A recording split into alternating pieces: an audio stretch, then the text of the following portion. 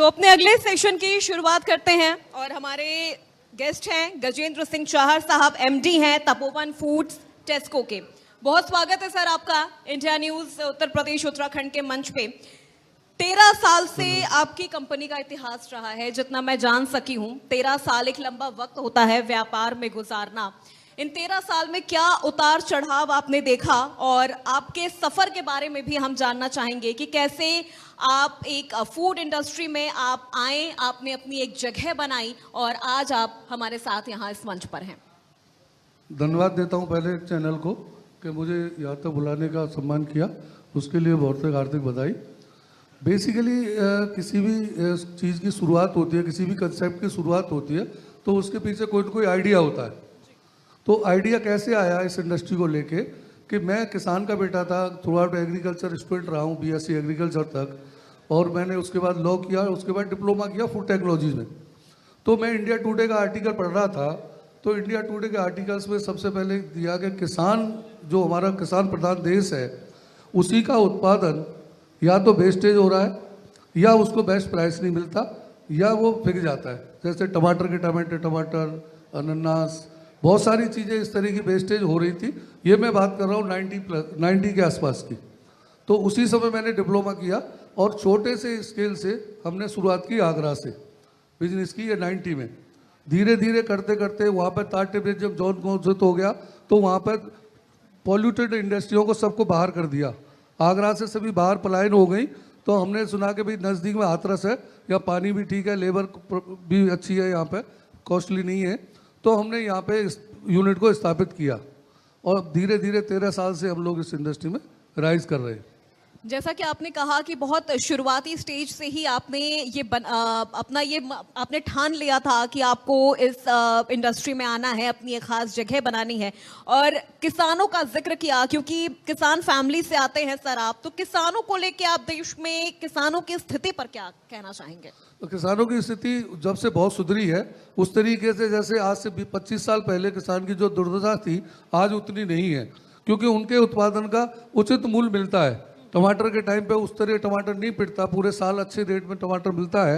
और जो खासतौर से बहुत सारी चीज़ें, पाइनएप्पल बेल्ट में चले जाओ तो पाइनएप्पल भी अच्छे रेट में मिलता है।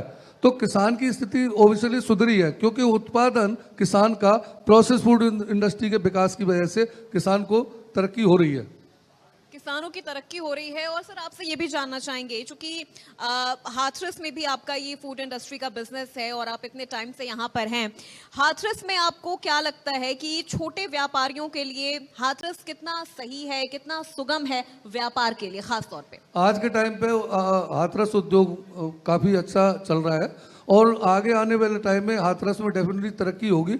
इसमें सरकार का भी बड़ा योगदान है। अभी 2023 की योजना आई योगी जी की, उसमें 2023 से पहले जो योजनाएं थी वो योजनाओं में 25% सब्सिडी थी प्रोसेस फूड इंडस्ट्री पे, और मैक्सिमम 50 लाख रुपए लिमिट थी। आज वो 2023 की योजना 35% सब्सिडी कर दी गई और 5 करोड़ तक मैक्सिमम लिमिट बना दी गई। तो सरकार भी इसमें प्रोत्साहित कर रही है।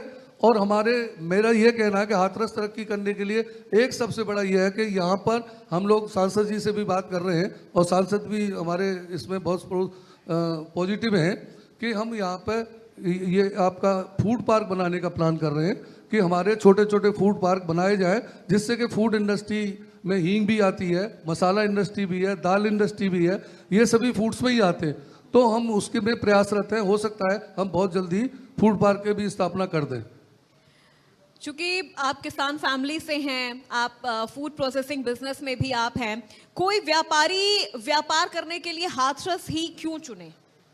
हाथरस में सबसे पहले यह है कि यहाँ का जो पानी है, फूड इंडस्ट्री के लिए पानी इंपॉर्टेंट होता है। पानी यहाँ का बहुत मीठा है, अच्छा पानी है, क्लाइमेट यहाँ का ठीक है, और सबसे बड़ी जो समस्या आती है वो लेबर की। यहाँ पर लेबर प्रचुर मात्रा में पॉसिबल है, जो बड़े शहरों में नहीं मिलती।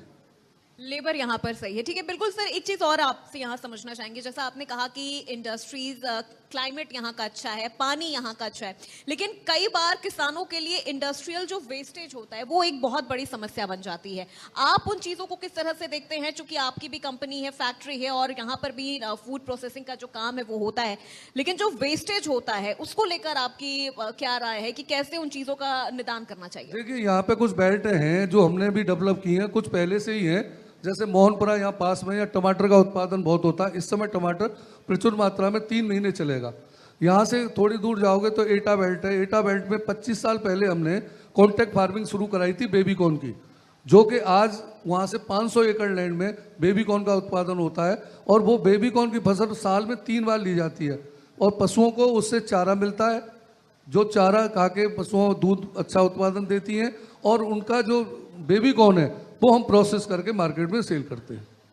ऑर्गेनिक खेती की तरफ भी आज के दौर में किसान काफी ज्यादा स्थानांतरित हो रहे हैं। ऑर्गेनिक खेती आज के दौर में काफी ज्यादा ट्रेंड में भी है, इस पे क्या कहना चाहेंगे आप? ऑर्गेनिक खेती के में प्रोत्साहित कर रहे हैं, लेकिन क्या है कि अभी हमारे मार्केट में इतनी अवेयरनेस नहीं है कि इस ऑर्गेनिक खेती के बारे में उतना अवेयर हो जाएंगे तो इसका लाभ मिलेगा। अभी उतना लाभ नहीं मिल रहा है। शुरुआत हो गई है, बट आगे चल के 10-15 साल में इसका बेनिफिट मिल सकता है। बिल्कुल। बात करते हैं टेस्को की। किस तरह से आपका जो फूड प्रोसेसिंग सिस्टम है वो किस तरह से काम करता है? बात चाहे उत्तर प्रदेश की करें या उत्तर प्रदेश के बाहर के राज्यों को लेकर क्या प्लान है आपका? आज की तारीख में हम इंडिया के 16 स्टेट में काम कर रहे हैं। 16 राज्यों में हमारा नेटवर्क है, और इसके अलावा हम एक्सपोर्ट भी कर रहे हैं बहुत सारे कंट्रीज़ को। तो मार्केट तो देखो जी, इंडिया से बाहर आप इंटरनेशनल मार्केट में भी जा सकते हो। हमारा हिंदुस्तान में अभी तक क्या हो रहा था कि ज़्यादातर चाइना हावी था हमारे इंडिया पे। चाइना से इंपोर्ट करते थे, थाईलैंड से इंपोर्ट होता था, टर्की से इंपोर्ट होता था, फिलीपीन से होता था पाइनएप्पल वगैरह, तो बहुत सारे कंट्री से इंपोर्ट होता था। लेकिन आज की तारीख में कहीं से कुछ भी इंपोर्ट नहीं हो रहा। हमारे उत्पादन इंडिया में इतना हो चुका है कि हमारी इंडिया के लिए, और कुछ प्रोडक्ट का तो एक्सपोर्ट भी होता है। सर, ऐसे देखा जाए तो आज के दौर में मार्केट में बहुत सारे फूड ब्रांड्स हैं। आपको अपनी जगह बनाने के लिए क्या संघर्ष करना पड़ा? देखिए जी, सबसे बड़ी चीज़ ये है कि इंटरप्रेन्योर के अंदर एक सोच होती है कि वो अपना रास्ता खुद से बनाता है। वो किसी के पीछे नहीं चलता। किसी से कोई कंपटीशन न करना चाहिए कि किसी के पीछे चलोगे तो आप पीछे रह जाओगे। आपका कोई मिशन है, आपका ड्रीम है, आपका गोल है, आपका एक्शन प्लान है, आपकी ऑनेस्टी है आपके काम के प्रति, आपके प्रोडक्ट के प्रति, तो आप डेफिनेटली अपना स्थान बना लेंगे कहीं भी, और कोई बिजनेसमैन बना सकता है। युवाओं को रोजगार किस तरह से आपकी ये कंपनी दे रही है, क्योंकि एक बड़ी समस्या आज के दौर में रोजगार भी है युवाओं के लिए? क्या हम माने, किस तरह से युवाओं के रोजगार को लेकर आपकी कंपनी सजग है, या क्या आपकी प्लान? देखिए, सभी कंपनियां रोजगार देती हैं, कोई छोटा देती है, कोई बड़े पैमाने पे देती है, लेकिन सब इंडस्ट्री का कंट्रीब्यूशन और योगदान तो रहता ही है एम्प्लॉयमेंट में। बट फिलहाल हम लोग अपना लेडीज़ को बहुत सारा हम देते हैं। 200-250 लेडीज़ हमारे यहाँ काम करती हैं। तो सबसे बड़ी चीज़ है, जो महिलाएं हैं जो घरों में रहती हैं, बहुत से हस्बैंड बहुत सारे काम नहीं करते, निकम्मे हो जाते हैं। ख़ास तौर से जो छोटे तबकी महिलाएं हैं उनके लिए हम लोगों को रोज़गार प्रोवाइड कराते हैं ज़्यादातर। महिलाओं के लिए खास तौर पर आप काम कर रहे हैं। सर, क्वालिटी और क्वांटिटी, ये दो चीज़ ऐसी हैं जो आज के वक्त में किसी भी हम कोई भी प्रोडक्ट खरीदने जा रहे हैं तो सबसे पहले हमारा इन्हीं दो चीज़ों को लेके एक विजन होता है कि हमें अच्छी क्वालिटी मिले, अच्छी क्वांटिटी में मिले। देखिए, क्वालिटी एक अलग चीज़ है, क्वांटिटी एक अलग बात है। जहाँ तक क्वालिटी का सवाल है, अगर आप अपने प्रोडक्ट की क्वालिटी मेंटेन नहीं करेंगे, कि स्टैंडर्ड मेंटेन नहीं करेंगे, तो आप मार्केट में लंबे समय तक टिक नहीं पाएंगे। तो ये तो एंटरप्रेन्योर की एक हैबिट होनी चाहिए कि मेरा प्रोडक्ट किस लेवल पे, किस स्तर पे जाना चाहिए, उसी स्तर की इंसान क्वालिटी मेंटेन करता है। हमारा जो प्रोडक्ट की क्वालिटी का वो है, ए और बी क्लास के कैटेगरी के लोगों के लिए हम प्रोडक्ट बनाते हैं, सी और डी क्लास के लोगों के लिए हम प्रोडक्ट नहीं बनाते। एक तो क्वालिटी, क्वांटिटी का जहाँ तक बात होती है, अकॉर्डिंग टू मार्केट डिमांड आप क्वांटिटी बनाते हैं, और उसी हिसाब से डिमांड बढ़ती जाती है तो एक्सपेंशन प्लान में हम लोग जाके और क्वांटिटी को इंक्रीज कर लेते हैं। फूड प्रोसेसिंग ही सर क्यों? ये एक सवाल मेरे दिमाग में बहुत पहले से चल रहा है जब से आप यहाँ बैठे हैं, कि फूड प्रोसेसिंग ही क्यों आपने चुना ये फील्ड? फूड प्रोसेसिंग का सबसे पहले मैंने स्टार्टिंग में आप बताया रीजन, कि मैं किसान का बेटा होने के नाते किसान को देखना चाहता था कि किसान मेरा इस कंट्री में तरक्की कैसे कर सकता है। तो किसान का उत्पादन तो एग्रीकल्चर में क्या, फ्रूट एंड वेजिटेबल्स।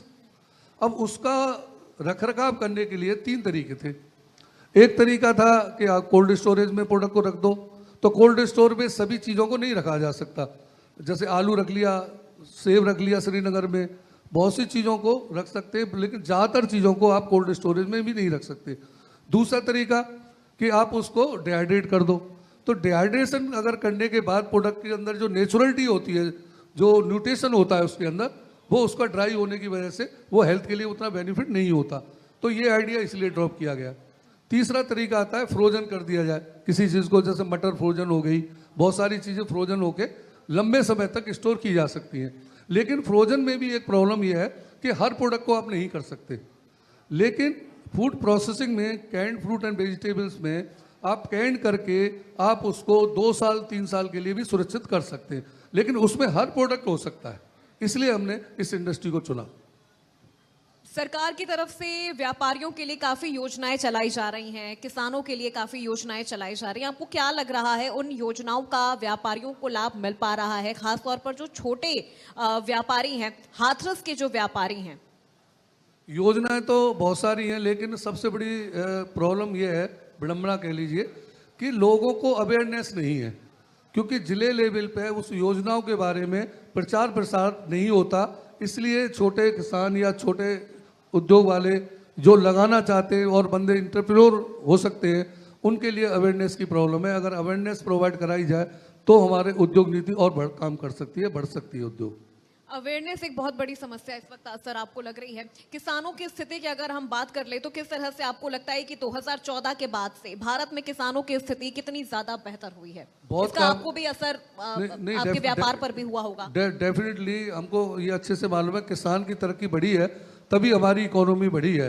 किसान की एग्रीकल्चर जो जमीन है, आज के रेट आज से 10 साल पहले के 8-10 गुना ज़्यादा बढ़ चुके हैं। क्यों? क्योंकि उसमें उत्पादन पैदावार ज़्यादा हो रही है। लोग रेंट पे लेते थे लैंड को, आज से 5 साल पहले 5,000 रुपये बीघा, यहाँ बीघा होता है, आज की तारीख 15,000 रुपये बीघा में लैंड उठती है। क्यों? क्योंकि उसके अंदर उत्पादन की बढ़ी है। आज के दौर में सर कई हमने ऐसी चीजें भी देखी हैं कि जो युवा हैं, खासतौर पर युवा किसान बन रहे हैं, किसानी चुन रहे हैं, उसकी पढ़ाई कर रहे हैं। जब आप इन चीज़ों को देखते हैं तो क्या मन में विचार आता है? क्योंकि एक दौर ऐसा भी था जब किसान सिर्फ या तो हम दबा कुचला वर्ग या गरीब वर्गों को ही हम देखते थे कि वो किसानी कर रहे हैं, लेकिन आज युवा इस ओर काफ़ी ज़्यादा प्रेरित है। उसका रीज़न सबसे बड़ा ये है कि आजकल एक ये कह लीजिए एजुकेशन थोड़ी बढ़ी है और किसान की जो पैदावार है उसकी कॉस्ट इंक्रीज हुई है। मंडी में भी रेट अच्छा मिलने लगा। अभी देखो चावल का रेट कितना अच्छा हो गया, दालों का रेट कितना अच्छा हो गया, हर चीज़। बाजरा को कोई पूछता नहीं था, आज बाजरा के रेट देखिए मंडी में कितने अच्छे हो गए। तो किसान ने अब सोचा कि हम साइकिल में पूरे एक साल में एक फसल लेते थे, अब 3 फसल लेता है, तो तीनों फसल को उसको पैदावार अच्छी मिलती है, इसलिए उसको एग्रीकल्चर करना अब थोड़ा सा फायदेमंद हो गया। आपने बाजरे का जिक्र किया, मिलेट्स इस वक्त काफी ज्यादा ट्रेंड में है, जिसे कभी कोई पूछ नहीं था। जौ को कोई नहीं पूछता था, अब मिलेट्स कितने ऐसे हो गए। ज्वार, बाजरा, गेहूं के अलावा गेहूं से ज्यादा कॉस्ट है उनकी।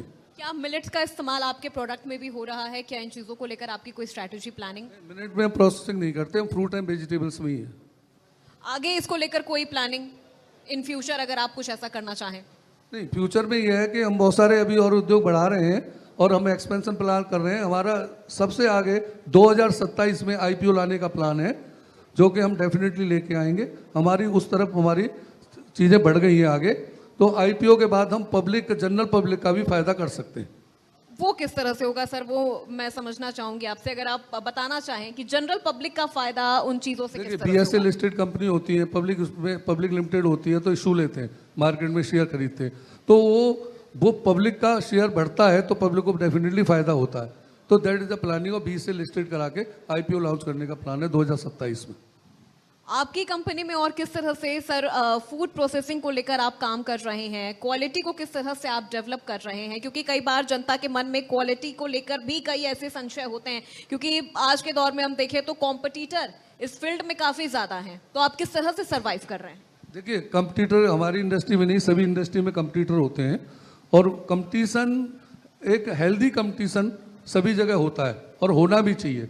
हम क्वालिटी को लेके कोई कंप्रोमाइज़ नहीं करते क्योंकि हमारा स्टैंडर्ड बना हुआ है, हमारी रेसिपी बनी हुई है, हमारे एफटीज हैं, माइक्रोबायोलॉजिस्ट हैं, हमारे पास मैनेजर्स हैं, सभी क्वालिफाइड हैं। बीटेक है, मेरा बेटा बीटेक है, मेरे पुत्र वधू एमकॉम है, वो फाइनेंस देखती हैं, तो मेरा पूरा परिवार एजुकेटेड है इस इंडस्ट्री के लिए।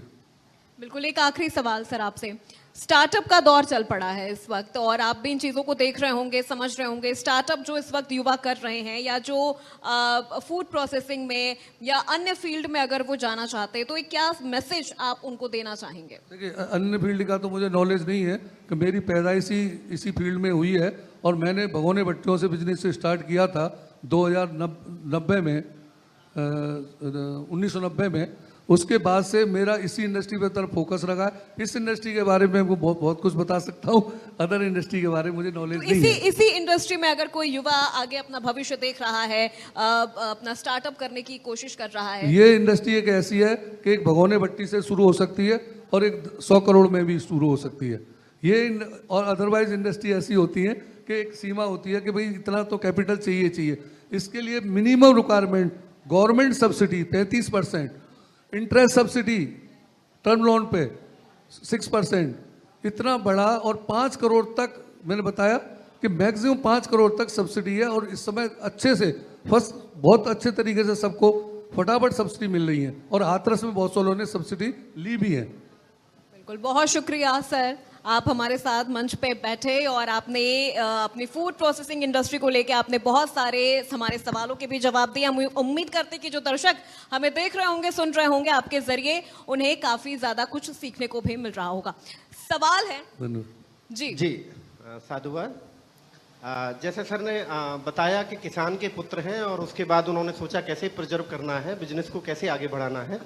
तो सर मेरा प्रश्न है कि जैसे आप जो आपका मुनाफा है या आप जो बिजनेस कर रहे हैं और किसान के पुत्र हैं, चूंकि मैं एक शिक्षक हूँ, मेरा एक प्राथमिक विद्यालय है जो गवर्नमेंट का है, तो मेरा सर एक निवेदन रहेगा, अगर आप एक विद्यालय गोद ले लें तो वहाँ जो मूलभूत सुविधाएं हैं, बच्चों के लिए फर्श है, बच्चों के लिए लाइट है, बैठने का है, ग्राउंड है, पौधे हैं, और बच्चों के लिए जो निपुण असेसमेंट होता है, बच्चे निपुण होते हैं, सीखते हैं, कुछ वहाँ जो शैक्षिक सामग्री है उसके लिए, तो सर मेरा आपसे आग्रह है अगर ऐसा हो तो। कुमार साहब, ऐसा है, मेरा पूरा योगदान है। आपके स्कूल में मैं एक सब्जेक्ट है फूड प्रोसेसिंग का, 1 साल में कवर होता है वो। प्रैक्टिकल नॉलेज के लिए फैक्ट्री है, आप बच्चों को प्रैक्टिकल नॉलेज करा सकते हो और एजुकेशन प्रोवाइड कराने के लिए मैं तैयार हूँ। ओके, थैंक यू शादी। Thank you so much sir.